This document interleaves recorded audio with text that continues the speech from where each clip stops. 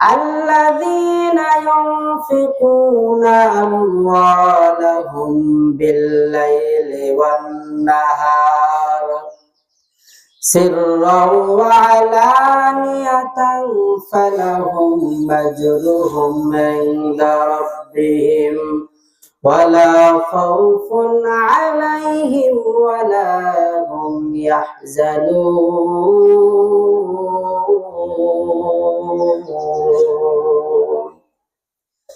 আল্লাহ তাআলা বর্ণনা করেন, যে সমস্ত বান্দাগুলো আমি আল্লাহ তাআলার রাস্তায় দিনে অথবা রাতে প্রকাশ্যে বা গোপনে আমি আল্লাহ তাআলার রাস্তায় দান করে, আজরুহুম ইনদা রাব্বিহিম, ওই সমস্ত বান্দার জন্য ইনদা রাব্বিহিম আল্লাহ পাকের নিকটে রয়েছে উত্তম প্রতিদান।